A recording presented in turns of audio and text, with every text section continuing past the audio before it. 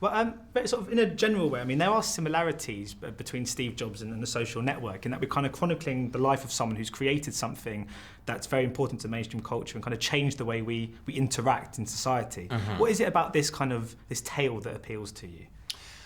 I think I want to say, first of all, that the fact that I've now written about 2 tech titans with only one movie, Moneyball, in between, and a television series, The Newsroom, those things in between, is a coincidence. I'm not particularly drawn to tech. I don't know much about it. It doesn't light me up the way it lights a lot of other people up. But here were 2 stories that I was very attracted to, and they just happened to be about tech titans. And as within the movie, Steve Jobs doesn't come across in the sort of most positive light. We see him in quite a sort of negative way as both professionally and as a father. Yeah. But do you need to, when you write a character and you kind of embody that character, do you have to try and relate to them, to like them in order to get into their head? Do I? Yeah. Absolutely. If I'm writing a character like Steve Jobs, I can't judge that character. In fact, I have to write that character as if he is making his case to God why he should be allowed into heaven. And in order to do that, in order to defend the character, I have to find things about that character that are like me, that I'm able to get. So I sought to do that. I won't go into the things that I think are like me that I was able to get, but that is how I approached it.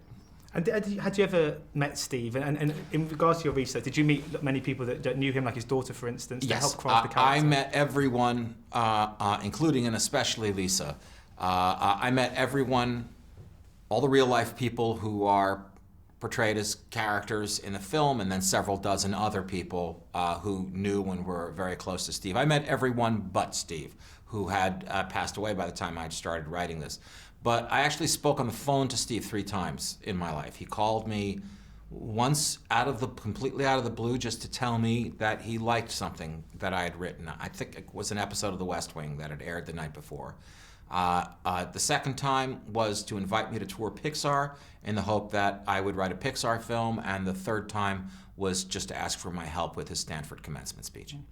I'd love to see you write a Pixar film. Could that ever happen? Sure. I'm crazy about Pixar films. I really am. I think they're some of the best movies made in the last 20 years. And I love the structure to Steve Jobs. It's because it's obviously sort of set in 3 acts in each in sort of real time. What's the thinking behind that approach? Well, before I knew what I wanted to do, I knew what I didn't want to do, and that was write a biopic. That cradle-to-grave structure where you land on the protagonist's greatest hits along the way. I knew I didn't want to do that. That's a structure that's familiar to audiences. And I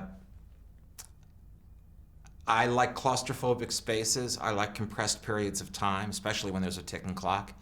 And I like being behind the scenes, in this case, literally behind the scenes. So I came up with this idea to do the entire movie in just 3 scenes, each scene in real time, no time cuts, and to have each scene take place in the moments leading up to one of his famous product launches. And do you think this is where your experience, your incredible experience in television comes into play? Because they are almost like 3 separate episodes. Yeah. I think it's more likely that it's where my experience in, or at least love for, playwriting comes into play. I'd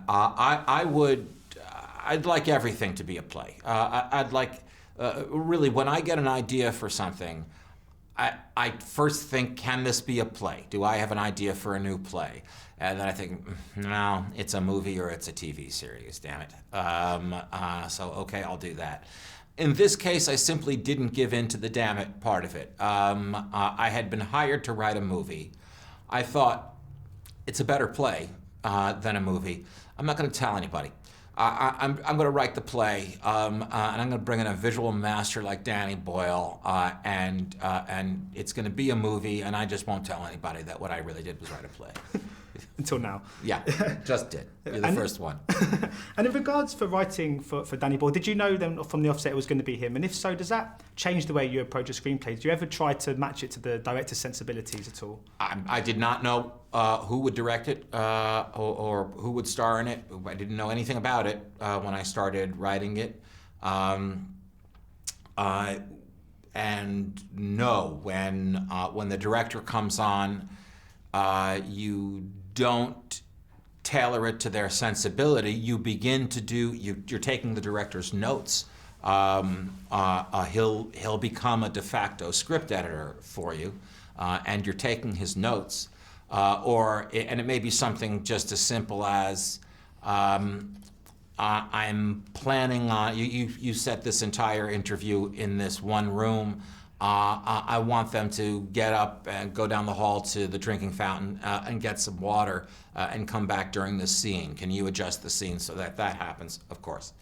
But if the director, I would imagine that if the director comes in and you have that first meeting and his or her sensibility is so different from the script you've written, you either have the wrong script or the wrong director, probably. That wasn't the case in this case. Danny and I hit it off right from the get-go. He was eager to make the movie that I'd written, and I hope this is the first of 10 times that we'll work together. Brilliant. Well, thank you so much for your time today. Thank you very much. Ladies and gentlemen, you're watching Hey You Guys! Hey You Guys, huh? Hey You Guys. Is that from the Goonies? It is indeed, yeah. Nice. Hey You Guys!